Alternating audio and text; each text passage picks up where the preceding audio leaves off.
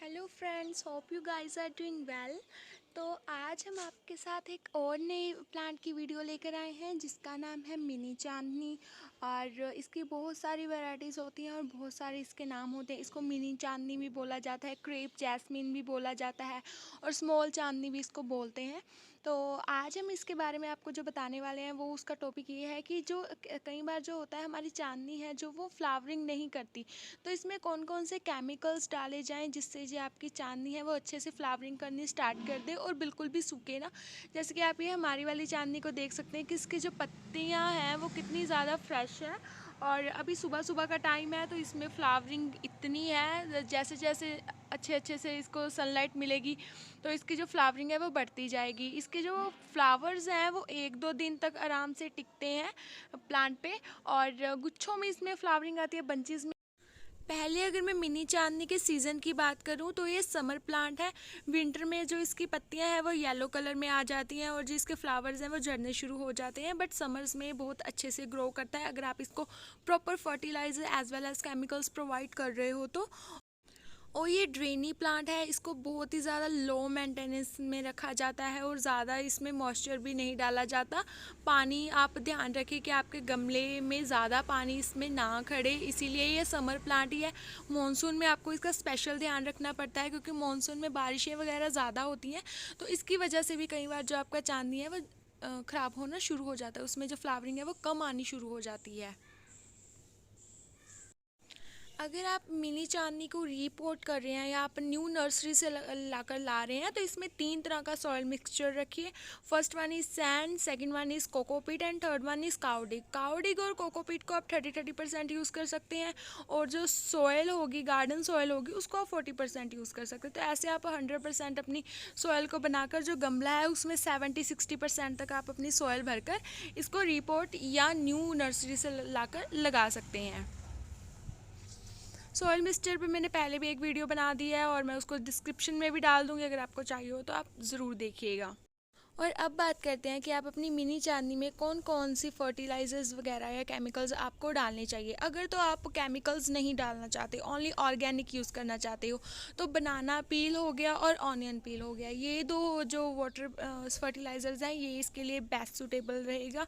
ये आप यूज़ करके इसमें बना सकते हैं। बनाना के जो पील्स हैं उनको आप रखिए 20-30 दिन पानी में और बाद में उसको जो निचोड़ कर है बनाना के पील अलग कर दीजिए और जो पानी है उसको आप इसमें दीजिए 1 महीने में 2-3 बार। और same as it is onion peel का आप कर सकते हैं।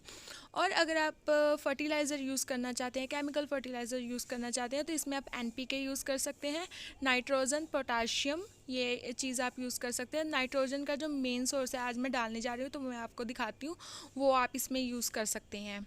ऑलरेडी अगर आप इसमें काउडिग डाल चुके हो तो जो है आपने पोटाशियम इसमें कम डालना है। और अगर आपने काउडिग नहीं डाला है तो आपको इसमें पोटाशियम है ये 2-3 ग्राम आप। तो जैसे कि मैंने पहले भी बताया कि जो मिनी चांदनी है वो एक समर प्लांट है। तो अभी जैसे कि विंटर आने को है, सितंबर का महीना चल रहा है, तो इसकी जो फ्लावरिंग है वो कम होनी स्टार्ट हो गया है। डेट्स वाई मैं इसको जो NPK है वो देने जा रही हूँ। तो फर्स्टली हम नाइट्रोजन की बात करेंगे। नाइट्रोजन का जो मेन सोर्स है वो SSP होता है, SSP। तो वो आप 2 ग्राम इसमें डाल सकते हो। अगर ये देखिए ये SSP है तो आपने इसको ऐसे इसके साइड साइड में से डालना है।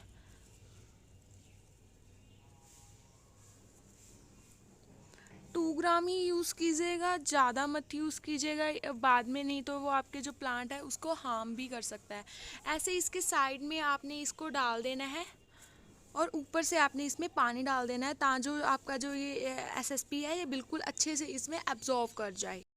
तो देखिए अब ये हम ऊपर से है जो इसमें पानी डाल देंगे।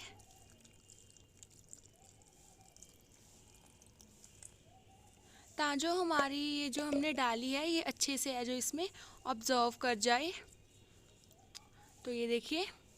तो अगर उसके बाद आ गया नाइट्रोजन, मैंने ऑलरेडी इसमें काउडिक डाल रखी है तो अब मैं इसमें पोटाशियम नहीं डालूंगी, मैंने नाइट्रोजन डाल दी है। वो भी बिकॉज ऑफ कि अभी विंटर्स आ रही हैं तो हमारी जो फ्लावरिंग है वो ज़्यादा बशी नहीं हो रही है। तो पोटाशियम आप डाल सकते हो अगर आपने काउडिक नहीं डाला। मैंने ऑलरेडी इसको जब रिपोर्ट किया था तो इसमें मैंने 30% काउडिक डाल रखा है।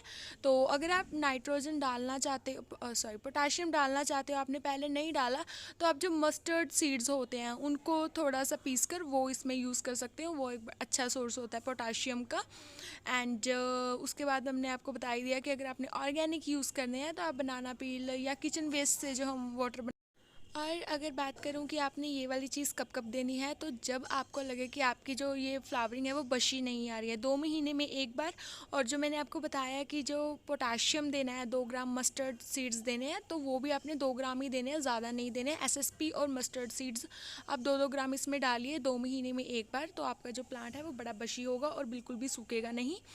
एंड अगर मैं बात करूँ इसकी सनलाइट की, तो ये जो प्लांट है वो शेमी शेड है। अगर आप इसको ज़मीन में लगा रहे हो तो आप इसको फुल सनलाइट में लगाइए, और अगर आप इसको गमले में लगा रहे हो तो आप इसको आधे दिन की धूप दीजिए, तो इसके लिए इनफ है। ज़्यादा धूप ये नहीं एब्जॉर्व करता, क्योंकि ज़मीन में फ़र्क पड़ता है। इसकी जो जड़ें हैं वो ज़्यादा फैलती हैं तो वो सनलाइट एब्जॉर्व कर लेता है, बट जो गमले का साइज़ होता है वो कम होता है और वो ज़्यादा सनलाइट एब्जॉर्व नहीं कर पाता। तो इसको आप सेमी शेड में ही रखिए, तो ये इसके लिए अच्छा होगा।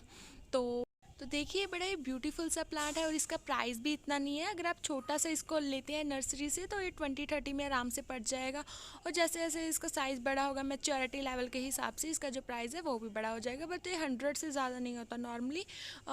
छोटा सा है 20-30 और 50-60 और बस 100 तक ही रहता है।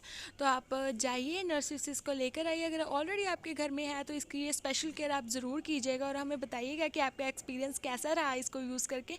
तो thank you friends, stay tuned with us, must subscribe. Thank you.